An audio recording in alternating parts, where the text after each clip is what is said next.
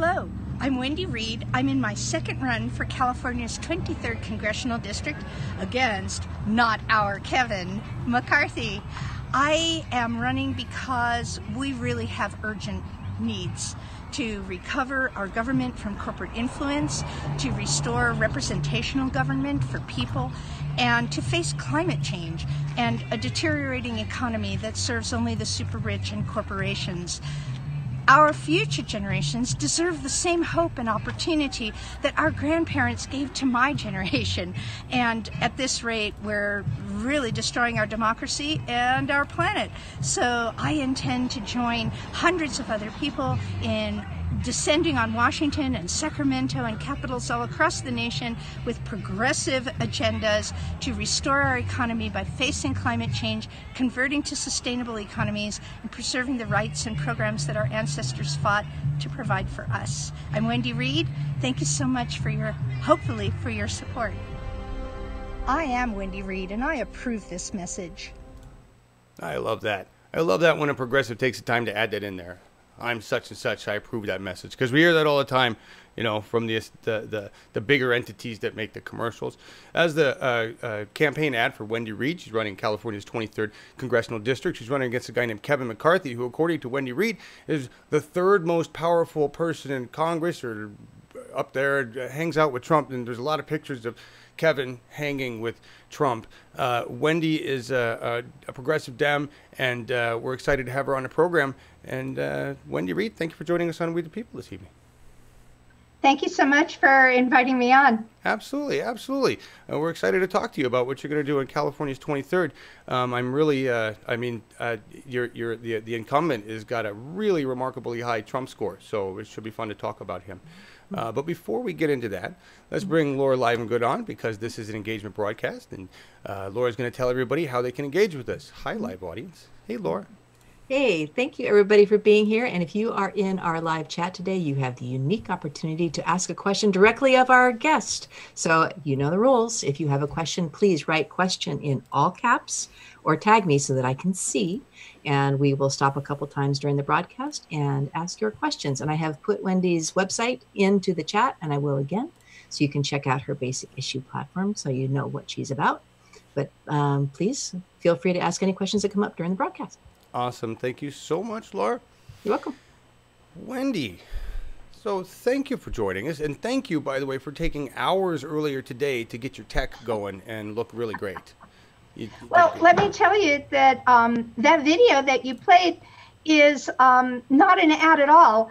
I have a wonderful girl from Millennial Enforcers who has taken on making videos, and she corners me in strange events. That was a big rally for the district next door to me to go out and do canvassing. Cool. With a Sea Change and Karen Bass. She cornered me and she said, let's go make a video. And I said, okay. So that is me talking totally off the cuff.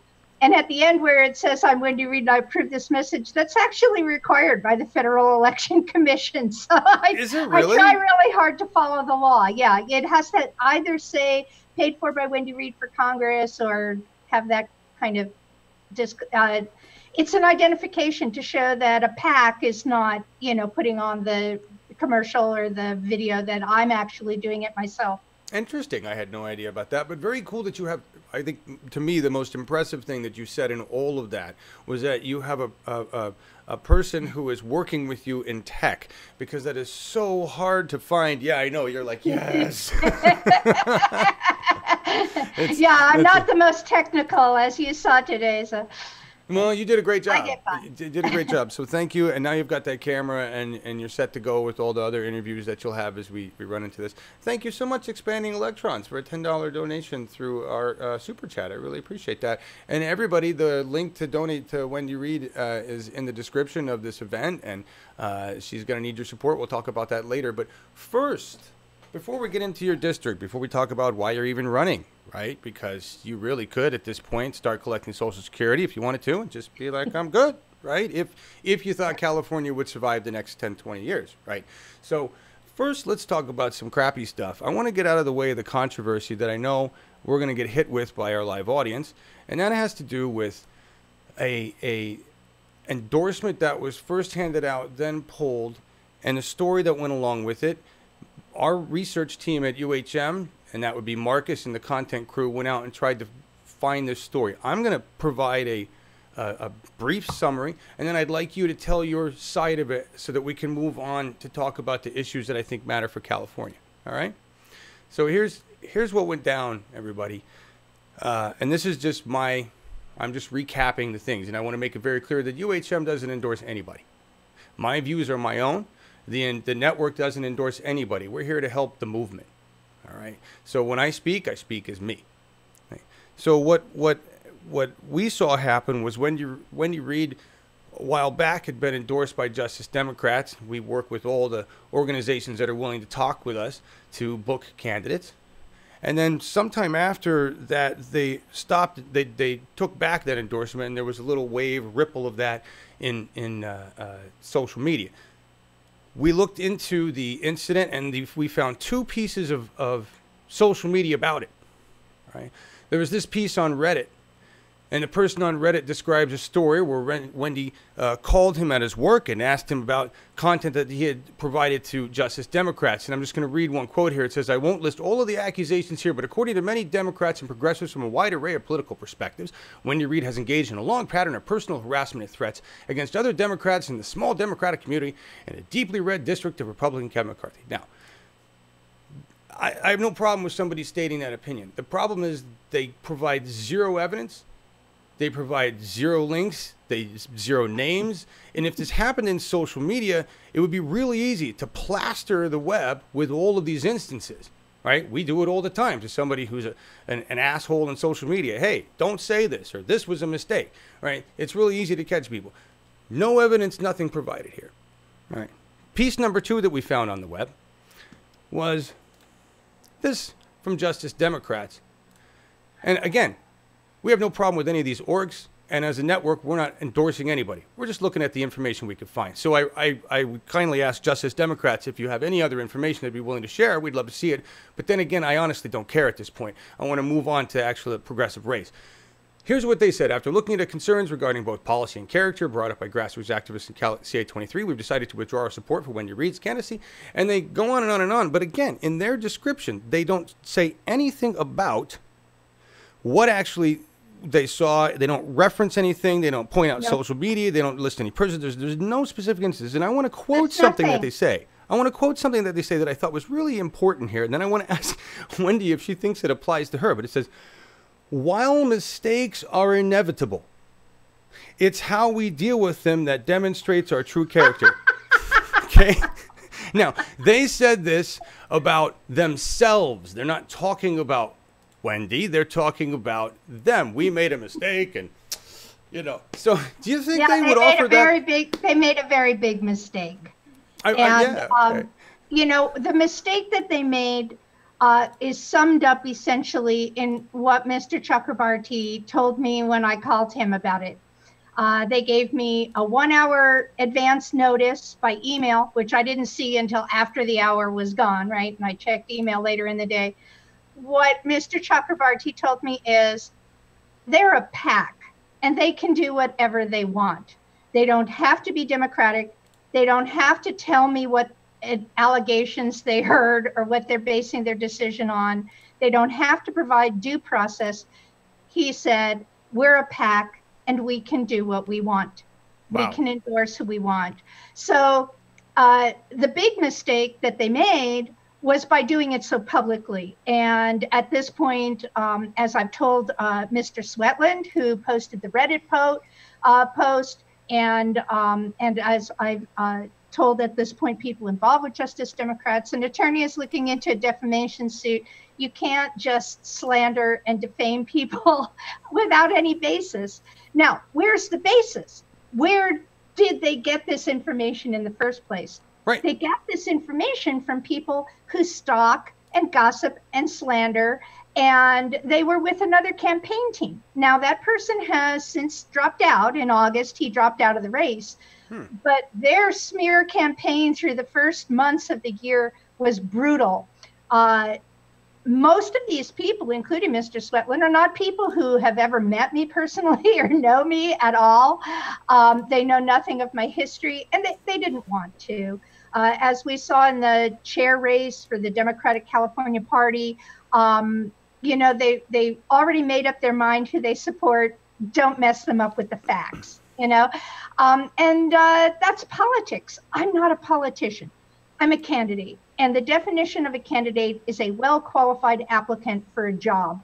One of the things that they didn't like about me is that I stand by the California Democratic platform against fracking, that we have a moratorium on fracking. And the leaders of the Kern County Democratic Central Committee are both married to fracking executives at Chevron. One of their lead volunteers is a Halliburton wife. So I know that they were upset, that I stood by the Democratic platform on fracking. I think they were also upset that they didn't make any money off of my campaign. They're used to working for candidates and earning patronage, earning favors, being given awards, being given paid positions to do things. That's not the campaign that I ran. I believe in publicly funded elections.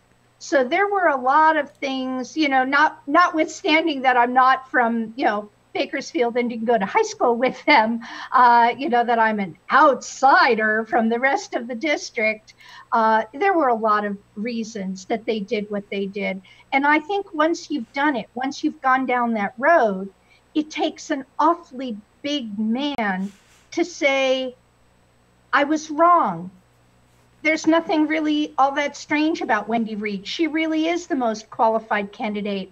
I'm going to go ahead and I'm going to reverse.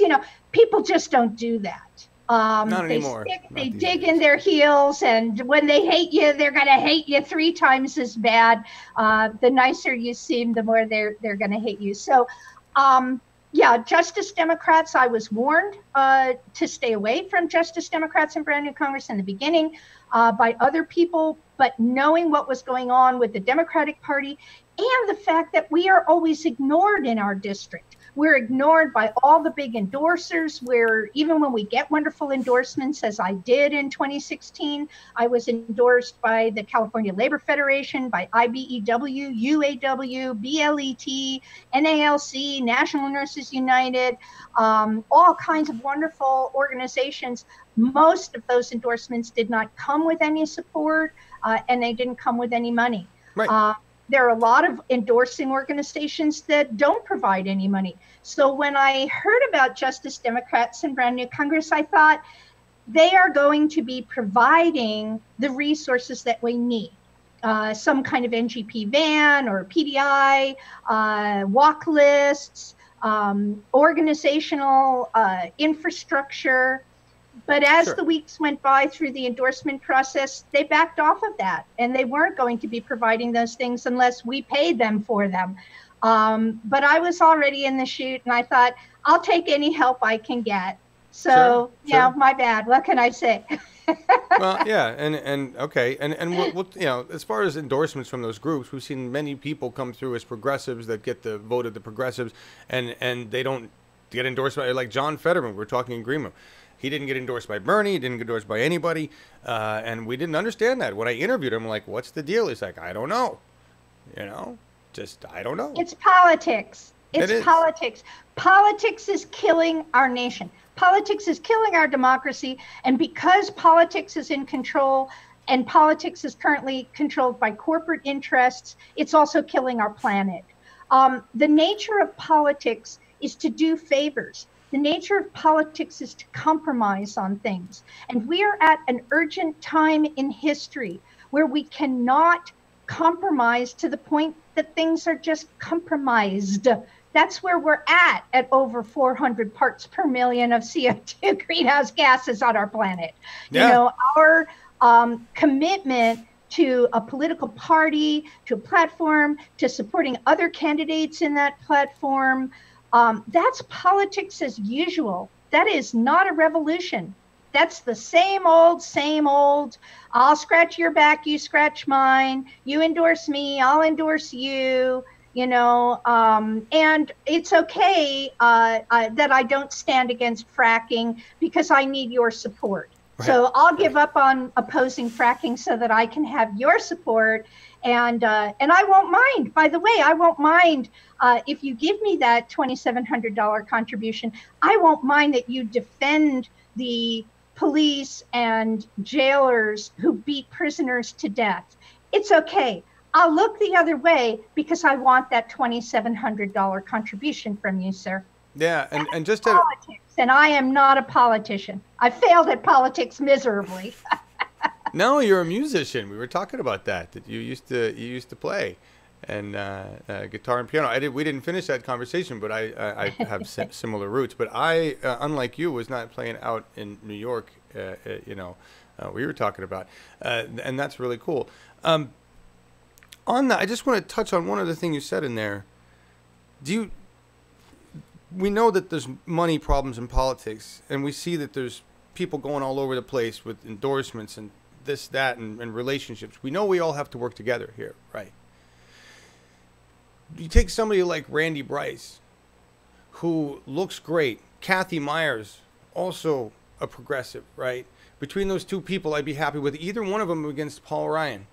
All right, I'd be happy with either one of them in office outside of Paul Ryan, but there was only one of those two that's actually working with the DCCC, and that leads me to not trust. What do you think about the Democratic Party proper in all of this, and where they really stand? As I told you when we were leading up, this afternoon when we were leading up to this interview time, I have to decide whether I'm focused on being a candidate or whether I'm focused on engaging people in the Democratic Party.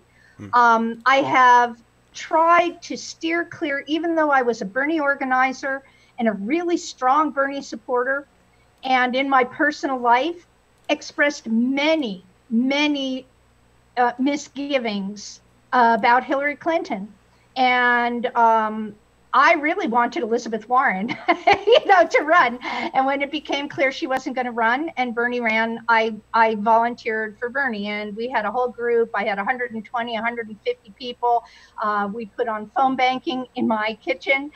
We made banners. We did events. Nice. We were really, really into it. And yet, when I did become a candidate by fall, there was nobody running against McCarthy because we wanted to support whomever was running against McCarthy in our district. And there was nobody. And as the weeks went by, more and more people encouraged me to run. And as the weeks went by, I started, looking at it seriously. It was a long process of decision. And in the end, I took it on. But did you get in late? Interviews in that, I did not try to, in fact, I tried very hard to avoid being in a television interview. And when they said, well, who will you vote for president? I tried not to answer because I did not want people to make their decision about who should be their representative in Congress on the basis of whom I'm voting for. What does it matter whom I'm voting for senator or for president or for assessor? Well, if I could just interject at the moment, while I can agree with your neutrality, at the time, the entire nation was polarized. And I could tell you that if I had heard you were going to support Hillary Clinton, I would have been gone. Well, there were a lot of people who were very strong Hillary supporters who hated me because I was a burner, including people who are still attacking me now. I'm sure. So, Sure. The problem with my trying to fix the Democratic Party and getting involved in any of these other races, many of which affect the Democratic Party very seriously, like our chair race did here in the California Democratic Party. When I'm involved in that reflects badly on me. A lot of the animosity I'm getting and a lot of the vindictive efforts that are happening against me in this race in 2018, not 2016, but 2018, are as a result of the California Democratic chair race and have nothing to do with me. The Justice Democrats thing amazingly coincided with a picture that was posted on Facebook of me with Kevin DeLeon, simultaneous to the announcement of Allison Hartson's running. And I made clear to Justice Democrats that I don't endorse. I'm not supporting any of these people. Right. Okay, Right. I'm not taking sides on this and endorsing, but that was the timing. It was barely a day or two after that they dumped me. So it's politics, it's all politics. And you have to see these things in that perspective. And I, as a candidate, try very hard to focus on my qualifications, my education, my proven progressive work in the community for going on 30 years. Yeah. I have been doing this. A lot of the people who are running against me are people who have no experience in our district whatsoever. They've never organized people. They've never represented people. They've never organized people to go before a board of supervisor at the county, or to write letters of comment, or gone to climate change education, or given, as I have, climate change education to groups like schools and the Kiwanis. I go in and educate them about climate change. I think we need to get to a place in America where people are not making superficial judgments about candidates. It goes way beyond, are they pretty? Do they have nice hair? What color are they? What religion are they? What gender are they? It goes way beyond that. It goes to what they have committed their lives to doing. When we looked at Bernie Sanders and we looked at what he had committed his life to, from the time that he was in college, from the time that he was marching on the streets, as I did, as other people of my generation did in the 1960s, sometimes with our parents, but sometimes on our own. If you look at the history of our lives, you see progressive action. And those are the people that we need to be sending to Congress now. I love that young people are getting involved. But if they haven't studied American history and economics and political science and public policy and ethics, then they're not going to really stand by those progressive policies when they get to Washington, because they don't know the history of it. They haven't lived the effort. They haven't lived the struggle for long wait a minute. enough. I just got to address that, because I know plenty of young people that I would much rather have in office than anybody who's older and supposedly educated on those subjects. I'd rather have somebody who's got good intentions, morals, and decency, and is willing to learn the job. How are you going to judge those morals and decency if they have no record, if they have no education and no record? Well, so I mean, what do you? I guess I'm a little taken back by your statement. There's plenty of people that you're running with that are progressives that are in their 20s, and I support many of them. And I don't think any of them lack an education or lack an understanding of what's going on in the United States, or lack an understanding of how corrupt this country is, or lack an understanding of what they need to do to fix it. And I don't think any of them need to spend decades or whatever you think it is restudying that shit. I think the one thing we can learn from the past is that people from your generation and my generation have pretty much screwed things up pretty hardcore. So I don't understand what you're saying there. I mean, it sounds like you're saying, what do they have to be 62 to run? Because where are you going there, Wendy? That's a little harsh. But I think that, first of all, you're talking about many people in their 20s. I don't know who those people are. Well, go take a look at all the Peoples we've looked at, because many of them are on our show. I mean, that's the progressive movement. They're all throughout the United States of America. We've got kids, Anthony V. Clark. We've got Alexandria Ocasio-Cortez.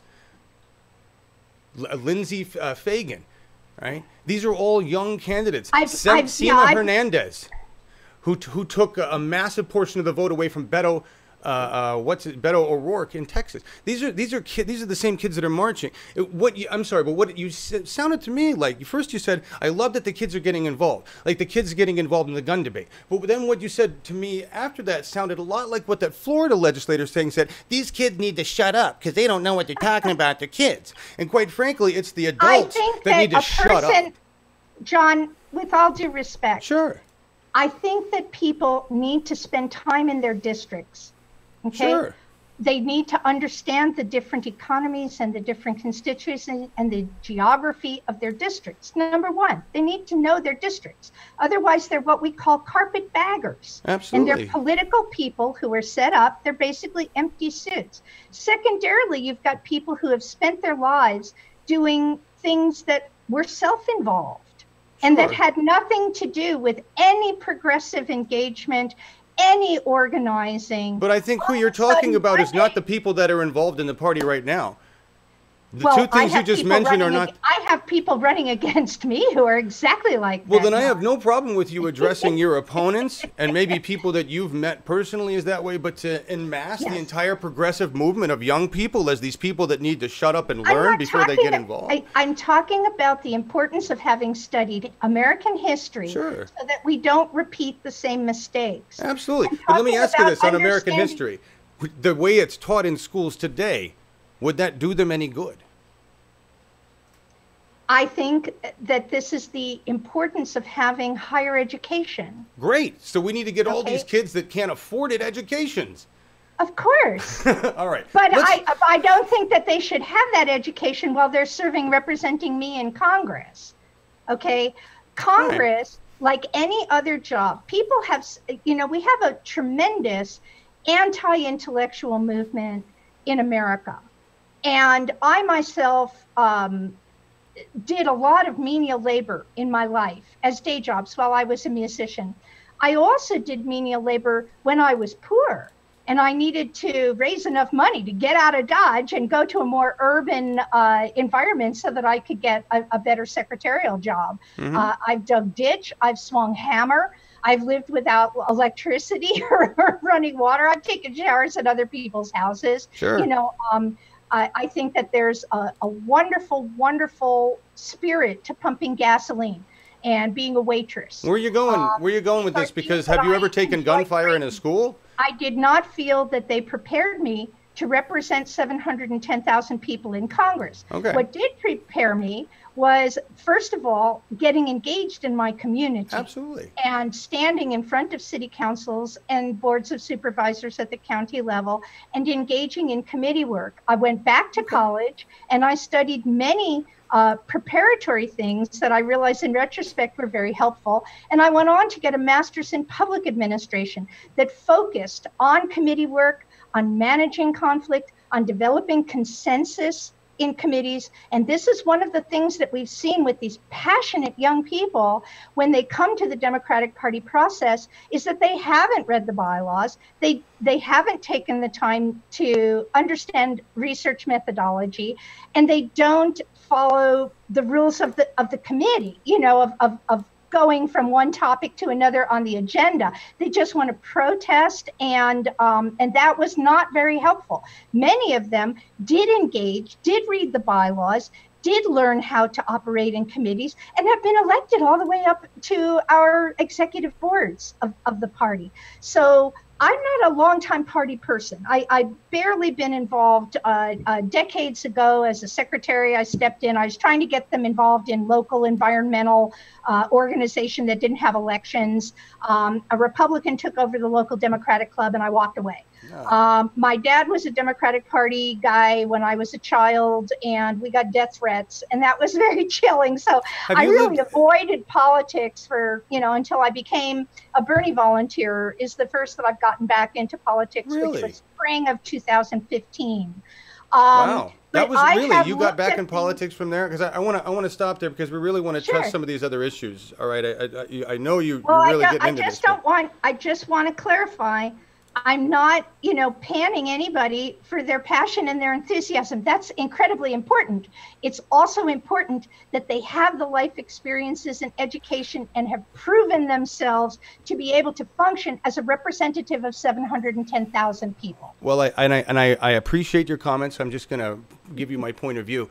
There are many people that have gone through all of that education and they do a horrible job of representing the people. Regardless of that knowledge, they're horrible, and they happen to be in government right now.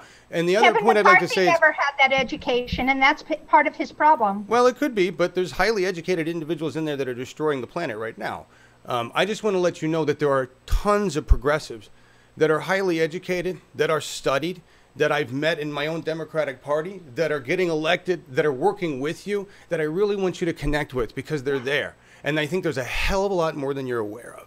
It's really inspiring to me, so I want you to know that there exists. Yeah, but I'm just saying in terms of life experience, I don't think it's fair to want to say that they should have the same kinds as you or should have the same distance. Our children are growing up being shot at in schools. That's something you never had to deal with. Never. No, it The level of absolutely violence. is what we had to do with, sir. We watched people getting I was tear gassed coming back with groceries. We had a violent revolution going on. You And had that's some where gun years of control violence. You started. have not had mass shootings. The level of violence in this nation is not anywhere near what in '68 was nowhere near what it is today. I understand there was some violent years. I'm aware. I am a study of the history, so I'm aware. But there's no way that you can compare the violence from then to what is happening on our streets today with the millions of people that we have had murdered by our police and by our government. There's no, you can't compare. Our children are growing up in a horrible situation. So in terms of life experience, I think that unfortunately they've gained way more life experience than they should have at this point. And I just want to move on from there. I just think you really need to. They're there, and I respect your opinion on that, but I'm going to defend the kids here because they're the ones that rose up on gun control. Our generations, we dropped the ball, right? We dropped the ball. So if they want to take over the government, I'm more than happy with that. Let's talk about resources because you are somebody who's very heavily in the environment and into the environment. You talk about conservatory efforts. You've educated children on the environment, and you live in an area, from my understanding, and I've been to Bakersfield. I was in Bakersfield in the 80s. And what I remember of Bakersfield, other than the fact that it's been redistricted out of your whole thing there, is that it's full of wells, fracking and wells and oil everywhere, right? I mean, that area. So Kevin McCarthy in that area up there is a heavily oil and gas industry area. Am I correct? That is his leadership, but that is not our district. No. Okay. What is your district? I'm wrong. Tell me about your district. Okay. They like to say that Kevin McCarthy is the Bakersfield congressman, and that's how the people in Bakersfield act, even our Democratic leadership in Bakersfield downtown. Okay. But that is not the district. The district goes miles and miles from there. We have huge agricultural industries in our district. It goes all the way out into Taft, where there are agricultural and oil. That's that finger that you're seeing over there in the west. Okay. Okay. In the north, we're talking Tulare County, which is largely agricultural, and also the giant Sequoia National Forest. So we have a lot of extraction industries, but we also have wonderful ecological-based industries. Holy cow. In the center of our district are the Tehachapi Mountains and the Kern River Valley. And there again, when you're talking Lake Isabella and Kernville, you're talking an amazing wilderness and river rafting, ecotourism, fishing, boating, a tremendous love of nature, and a reliance economically on these small rural towns that rely on ecotourism.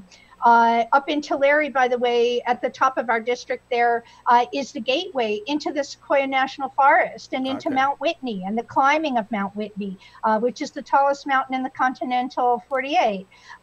If you come down into the southern portion of our district where I live, which is about an hour and a half south of Bakersfield, 2.5 hours south of the north part of our district. Damn. We are an aerospace industry area. We have Edwards Air Force Base. We have China Lake Naval Air Command.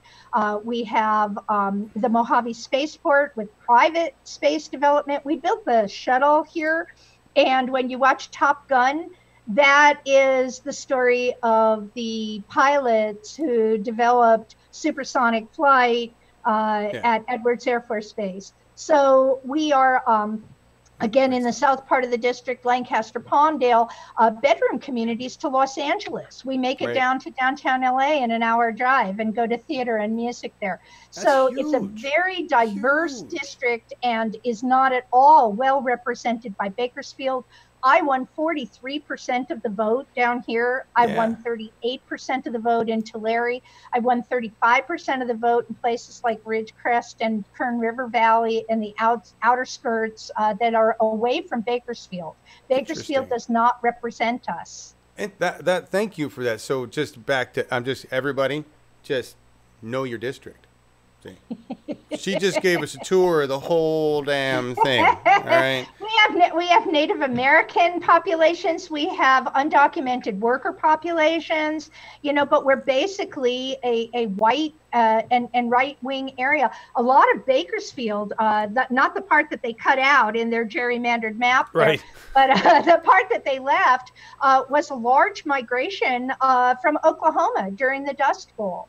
And they're very proud of their Oklahoma heritage. And they call it Little Texas. It's the Texas of California. So it's a very diverse district. And it takes people who really understand how do you balance off-highway vehicle recreation with the need to preserve an endangered desert tortoise. And these are understandings that I think you don't take, the Cliff Notes study on this. They're things that if you spend time in the district, you get to know. Absolutely, absolutely. Now, I want to tie that into environment because we've really had a long discussion about a lot of deep things, and I want to talk about some of the core issues. But I want to ask Laura Livengood, who I just pulled up on screen by accident. Sorry, Laura. Hi there. And she's muted. But I want to find out if we have any questions from the audience. I really haven't been paying attention. We've been having a really intense conversation. Laura, do we have any questions? I know we're going to backtrack. But since you mentioned military bases, Jilly comes up with her standard. What percent would you cut from the military budget if you could? All right, so let's just preface that with, you've got aerospace industry in there, and I looked at the numbers, so I know that what's his name takes money from aerospace, gets money from that industry. All right, he's making big bucks there.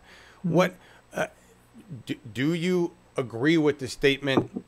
The military-industrial complex needs to be cut down to size. If you do, could you provide a number that you would cut it down to? How much would you slash off the military budget if you believe it should be cut? There have been investments made, and there is still maintenance that's required for vehicles that were built that were not used and are not needed. There are many things that have been added to the budget in very recent last 2 budget years that really need to be revisited. We are looking at a future of our aerospace, which is our Air Force, and our Navy Air Command here, which is missiles. We pack missiles at the Naval Air Command.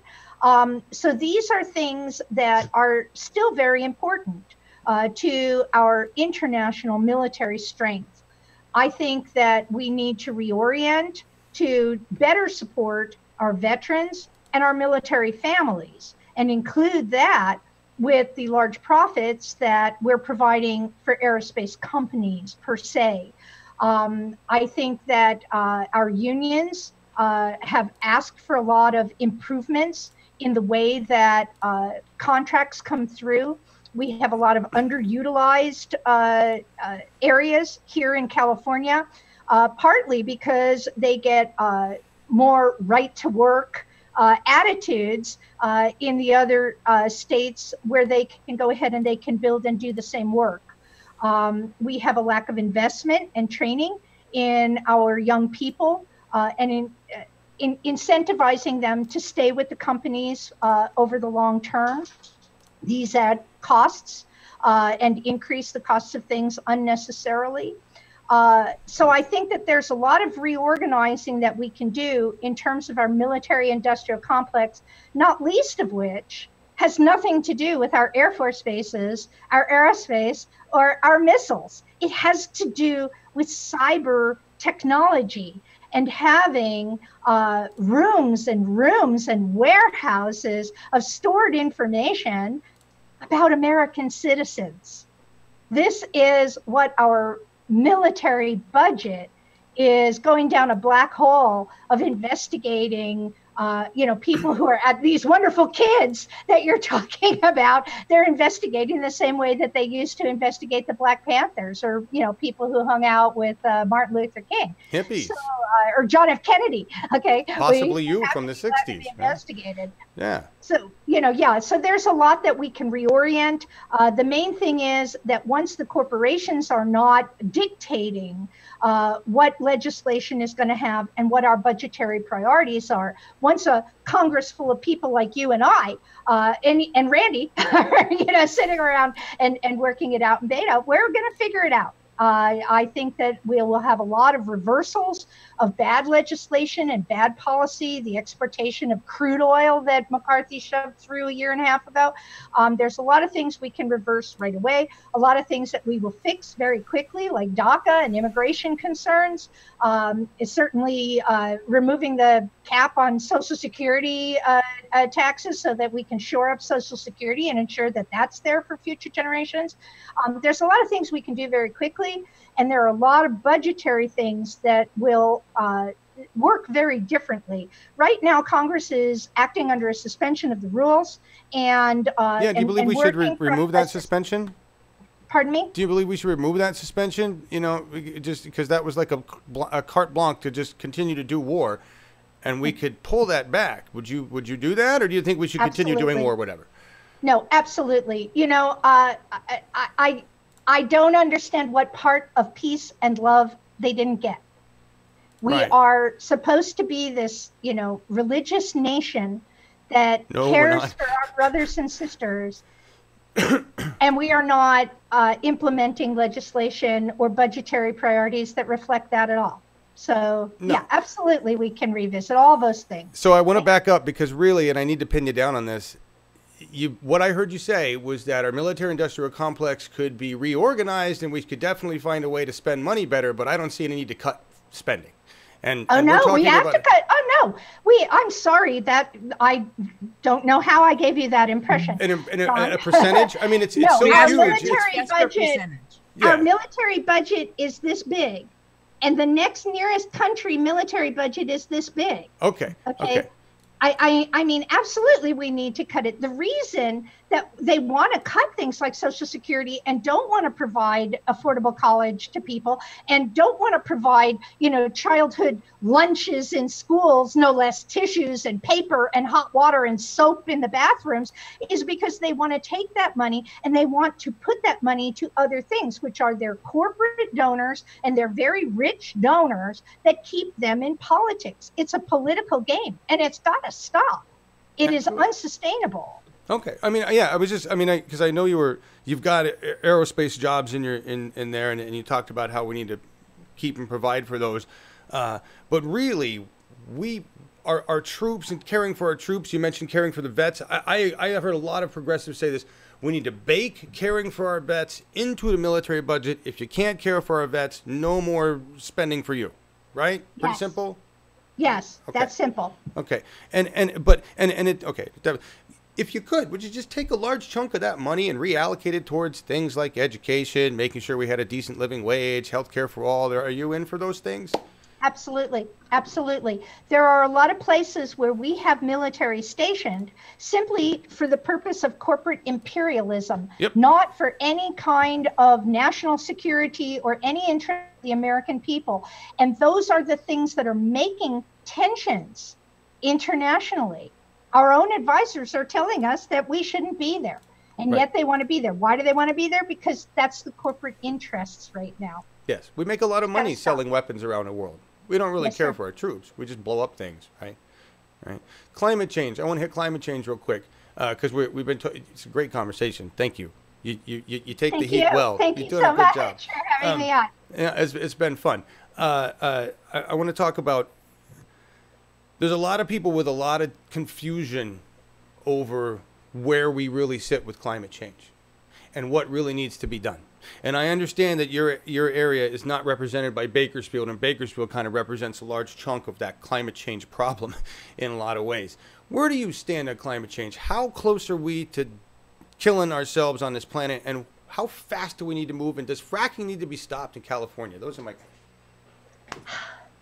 The urgency that we face to face climate change cannot be overstated. We are way past a tipping point. People say to me, well, hasn't it gone too far? Isn't there nothing that we can do? No. There are things that we can do, but we have to face it basically like we faced fascism and the Nazis in World War II. We have to take it on the way we took on the space program in the 1960s. We have to set a goal. We have to say, here we are. This is where we need to get to. We have a lot of technology right now. We have a lot of innovation right now that is not being funded and is not being implemented simply because the fossil fuel industry owns our representatives in Congress, right. And we can't get the budget away from those things. Secondarily, they control the environmental protections that have been implemented for decades to ensure that we have clean air, to ensure that we know what chemicals are being inserted in our air, to ensure that we know what chemicals are being inserted into our water supplies and our groundwater. And all of that has crumbled over the rise of corporatism. We can be investing, the way that I see it, we can be investing in infrastructure to convert, first of all, to convert things that use fossil fuels currently and electricity generated by fossil fuels to more sustainable things and to things that actually absorb CO2. We can invest in greening up urban areas that suffer in terrible environmental injustice because their neighborhoods are more impacted than a higher zip code, higher economic zip code. Third, changing out street lamps to algae lamps that absorb CO2 and run themselves off of that. There are many, many things that are innovative. Secondarily, the industries that we're talking about, agricultural industries and oil industries, are just archaic at this point. They have industrialized and become factory, mass production things that are totally unsustainable economically. They rely on virtually slave labor with undocumented workers. They're very upset right now that there's immigration reform going on. The same people who voted for Trump and wanted immigration reform didn't want immigration reform at their plant because they can't get their crops picked out of the field. And reform is a loose term for basically Nazi Gestapo actions of ICE destroying families and abusing people. But yeah, I get what you're saying. It kind of came back on them. It's to appeal to voters. It wasn't a purposeful policy that had any purpose. And so if we look at those industries, we stop exporting crude, we stop using fracking to export plastic pellets to make plastic straws and plastic water bottles, and we reorient things toward sustainable futures, there are a lot of things that we can do. First of all, to save the planet and reverse climate change and get this under control for future generations, we're still going to suffer. There's no way that we're turning back decades, 120 years of the industrial age and reliance on fossil fuels. However, we can go ahead and we can reverse it, and we can start to try to make the planet livable into the future. And secondarily, in doing so, we generate tremendous economic growth, as we did with the space program, as we did with World War II. We see tremendous economic boom times after we have addressed the issues that are real issues. I think that people like McCarthy and Trump's family just think they're going to move to Mars and it's all going to be okay somehow. That somehow their ranch in Minnesota is going to be spared by God or something. I don't know what they're thinking. It's unbelievable to me. And I know that we just need sensible people who really understand what's going on and are willing to listen to scientists and make good decisions of where our tax dollars go in our budget. Well said. Well said. Thank you. I appreciate that. And expanding electrons. Thank you. $20. This is my donation for government spending pie chart. Nice. Thank you. What, we need to get one? Is that what you're saying? You're donating so that we'll get that pie chart? Yeah, he wants to have a pie chart that we can have up when we ask the question about how much would we cut military spending, just as an illustration. The problem is that the chart keeps changing. They keep adding more. It just keeps getting bigger, bigger. And I want to show this because you brought this up, and then Laura, if there's any other questions, we can hit it real quick. But this is something to talk about. You were mentioning experience. This is a quote from you, and I want to ask you. I feel the same way. You can look back to Germany and Europe in the 20s and 30s, and you will see exactly what we have ahead of us, and it's not pretty. And the older people here, and people like my dad, went and prepared for D-Day and fought fascism. They didn't do it so that we could elect fascists to Washington D.C. So do you? Trump is like a clown dictator, but really what Congress is allowing him to do and what they're doing is the fascism we see in place. You agree with that? Yes, yes. And how close are have we? descended into corporatism and fascism for 30 years. Yeah. When I started talking about the descent into corporatism and fascism, 10, 12 years ago, people were angry with me. People unfriended me and said, how can you? How could you? About 5 or 6 years ago, people started sending me private messages that said, I think you're right. And, as we saw in the 2016 election, it actually made it into the mainstream media. People understand that this is fascism. Right. And it is. Fascism never goes away. And the thought of people, the way that Donald Trump says, well, I'm smarter than other people. It's my German blood. Okay. It's my German genes. This concept that people are better than other people by virtue of their birth is so contrary to what we know, having grown up in the 60s and 70s, listening to people like John F. Kennedy and Martin Luther King and being part of that progressive movement. But people like Donald Trump never stop thinking that way. People in remote communities that are isolated and where they don't have to go to school with people who are at all different from them have that same feeling that they are better, that they are superior by virtue of their skin color, their race, their ethnicity, their religion, Right. where they came from, where their grandpa came from. It's ridiculous. We are one race. It's the human race. We come in a rainbow of colors and a rainbow of genders and sexual orientations, and it's all okay. All that people need to do is accept other people's differences and love other people as you yourself want to be loved. Now that's Show progressive. kindness to other people as you want kindness to be shown to you and your family. And when we reorient in times of difficulty, humanity reorients its thinking that way. It can do it religiously, it can do it culturally, it can do it through technology and scientific developments. But there's always lurking people who say, oh, I can capitalize on that. I can take all of your egalitarian free information from Facebook and I can target advertising at you and force you to vote for somebody who doesn't stand up for your interest, So it's always lurking there. We must be vigilant. I was speaking with Henny Kelly, and I would like to leave you with this because I felt very guilty that I had not picked up the banner from my dad. I hadn't picked up that 1960s banner, right, and spent my entire life engaged, running for office and being engaged. I thought politics was a very dirty field, and I didn't want to be involved in it. Like most people in my generation, we just left it alone. And the only thing necessary for evil to prevail is for good men to do nothing. And we did nothing. We let this happen. I agree with you when you said that earlier. I totally agree with you. So I said to Henny Kelly, who, by the way, actually dated Bernie in college. I said to Henny, I said, I feel so guilty that young people have to do this all over again. Here we are holding our signs up and rallying, the same as we did when we were kids. I mean, I wish that we could have solved the problems for them.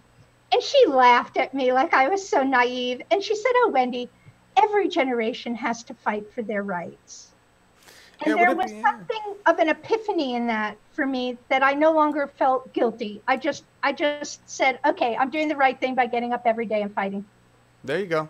That's it. That's it. Yeah. I hope that we can change that. I think if we can put a little more socialism into our government, a little less capitalism, we might be able to do a little bit better than having the kids have to fight for so many rights. But I love that story. That's a great story. And Laura Livengood, any other questions you want to hit? I know they just nailed you with a gazillion. Anyone? You're shaking your head. No. Muted, my dear. Medicare for all, $15 an hour minimum wage. We hit all fracking, that. GMOs. We hit it quick. We hit Medicare $50. Look, you get a thumb up for all that. But GMOs was something that I didn't want to. I mean, you've got that big agricultural area out there. Are your constituents in the farming community? They like Monsanto. They friends. They want to get rid of it. Do they feel like they're stuck because they have no choice?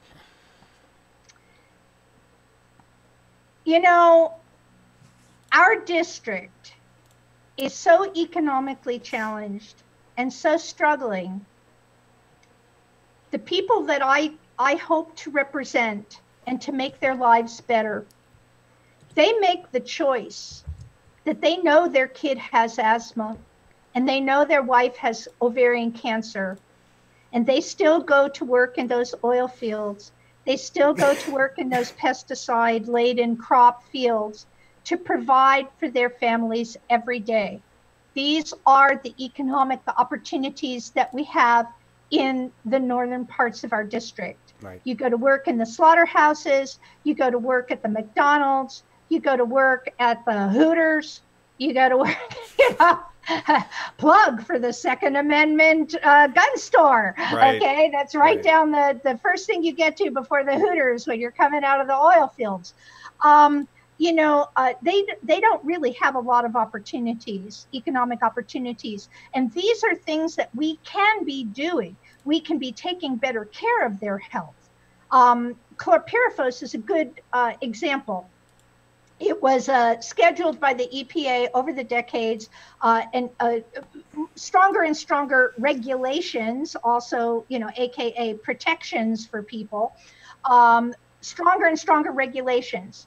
And this year, when Trump came into power, he directed the EPA under Pruitt to go ahead and reverse that. Right. And not only not do the final step of regulation, which would have prevented having residues of chlorpyrifos on nuts and fruits, which the industry can't get to a point where they're not having residues. This is a nerve gas. It was something developed in war as a nerve gas. And after it was no longer widely sold for war, they had to come up with something else to sell it for. So they sell it for the crops, right? And it's poison. The studies have proven its impact on children who get learning disabilities, who get ADHD from it, whose IQ levels are lowered by living in proximity or having parents who come home with these chemicals on their clothing. Wow. They're undocumented workers in many cases and don't have unionization, don't have the right to speak up for protective gear and clothing. And recently, after the decision, there was a drift of chlorpyrifos that came where people were picking crops in a field or doing field work, and it came from a neighboring field, and they were all inundated with it. And by the time that public health got there, half the people were gone. Wow. They didn't stick around for public health. Why? Because they're afraid of immigration. Absolutely. So absolutely.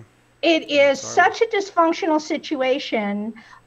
When you say, do they love Monsanto? Do they love Chevron? No. But do they love being able to, put food on the table and not be entirely homeless, living underneath an overpass, under a sheet? Yeah.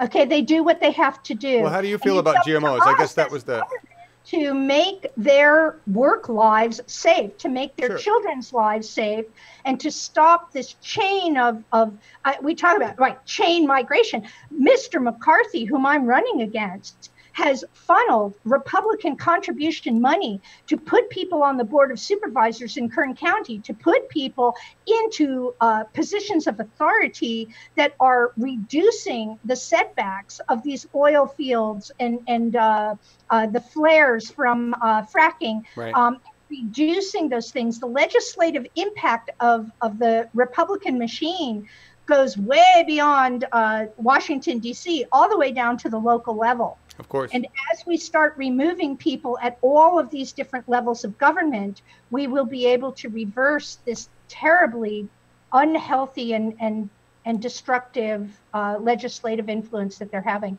Absolutely. I appreciate all that information about I get it. But I think what we're asking more about, how do you feel about genetically modified crops, GMOs, right? There we go. There's your answer, Joey. No. Right. There it is. All right. Thank you. You've been awesome. You know your stuff. You know your district. And I appreciate you coming on. And I want to show everybody one more thing, and then we're going to talk about your song and get out of here, all right? Because you picked a nice song. But I want to show everybody this. This is who she's running against everybody. This is who Wendy Reed has to get rid of. Kevin McCarthy relishes his role as Trump's fixer, friend, and candy man. This guy went out of his way to get himself the right starbursts so he could make Mr. Trump feel all good inside. All right. And he used an aid paid for by our tax dollars to separate them. even just, you know, it's like the Starburst is the dessert after the McDonald's dinner for Clown Trump. But anyway, we got to get rid of this guy. Got to get rid of it. Wendy, tell everybody where they can go to help you and what you need. You volunteers, you got a website. Where can they go to help you? Okay, right this moment, we're a very, very low budget campaign, and I like it that way. I won 75,000 votes in 2016 election against Mr. McCarthy, and I did those 75,000 votes with only $40,000. So we don't need much, but we need some. We just ended up raising the money for the ballot statements, and our coffers are clear. We need those $10 contributions, $23 for 23 district, 23 coming in. WendyReedForCongress.com/donate. That's a really important one. Another really important one is to go ahead and share the information. We don't get on the news channels because they're largely controlled by the Republican machine. So they don't cover us. They don't invite have candidate forums for the 23rd Congressional District because they don't want other voices being heard. Right? Well, the Democrats don't do that either. Going to get reelected. So we need you to share everything on Facebook, everything on Twitter. I have a video of the debate that I had with Kevin, which is a wonderful debate. And by the way, I've been carrying those GMO signs and marching for at least 6 or 7 years now. Here again, these are things, it's not like I just woke up yesterday. I've been doing this for a long time. WendyReedForCongress.com/news.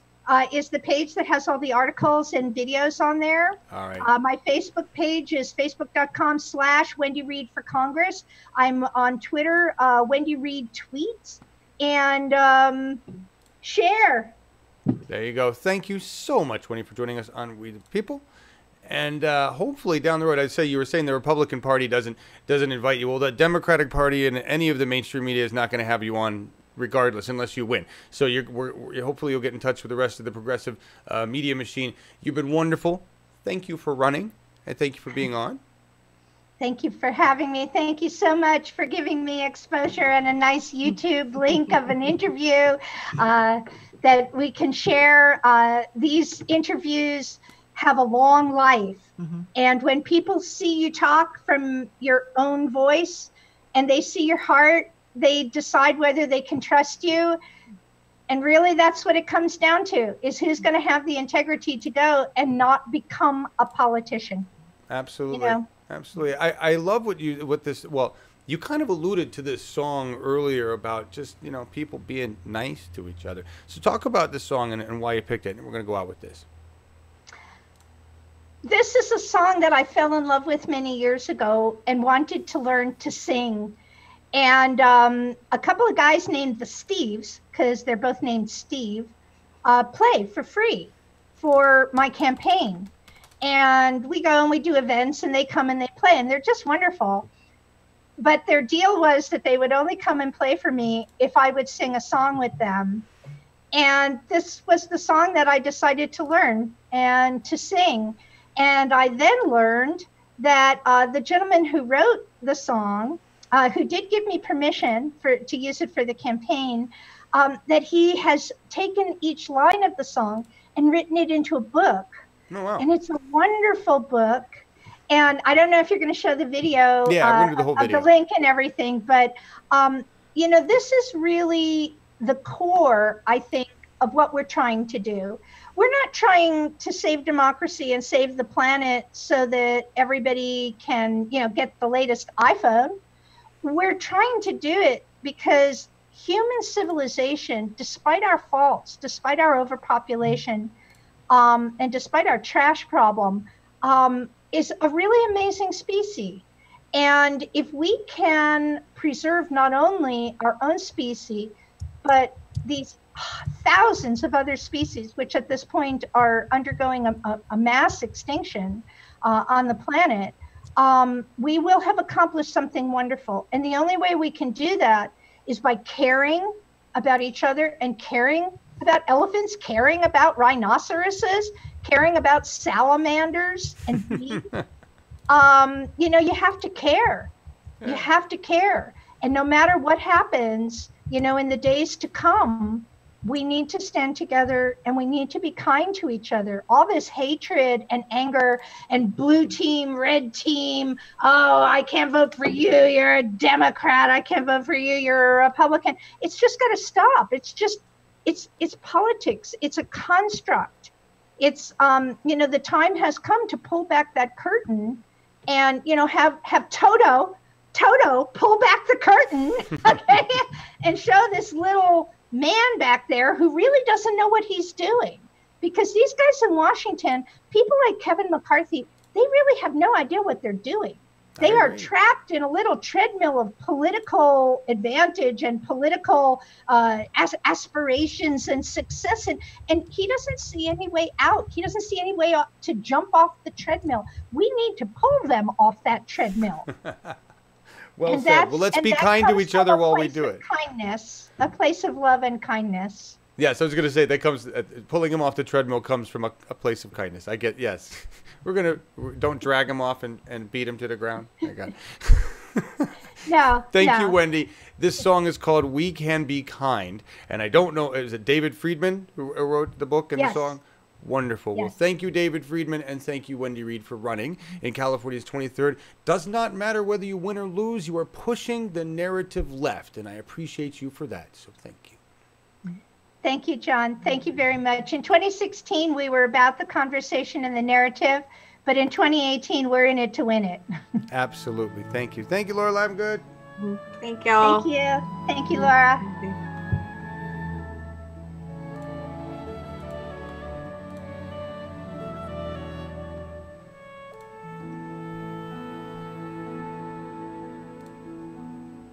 So many things we can't control, so many hurts that happen every day, so many heartaches that pierce the soul, so much pain that won't ever go away. How do we make it better? How do we make it through? What can we do when there's nothing we can do? We can be kind. We can take care of each other. We can remember that deep down inside we all need the same thing. And maybe we'll find, if we are there for each other, that together we'll weather whatever tomorrow may bring.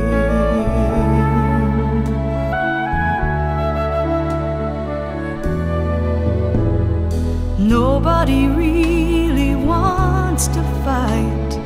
Nobody really wants to go to war. If everyone wants to make things right, then what are we always fighting for? Does nobody want to see it? Does nobody understand? The power to heal is right here in our hand. We can be kind. We can take care of each other. We can remember that deep down inside we all need the same thing. And maybe we'll find, if we are there for each other, that together we'll weather whatever tomorrow may bring. And it's not enough to talk about it. not enough to sing a song. We must walk the walk about it. You and I, do or die, we've got to try to get along. We can be kind, we can take care of each other, we can remember that deep down inside we all need the same thing. And maybe we'll find, if we are there for each other, that together we'll weather whatever tomorrow may bring.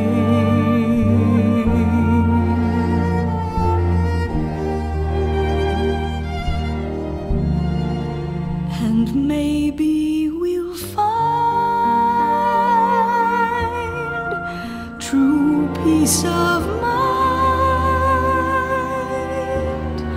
if we all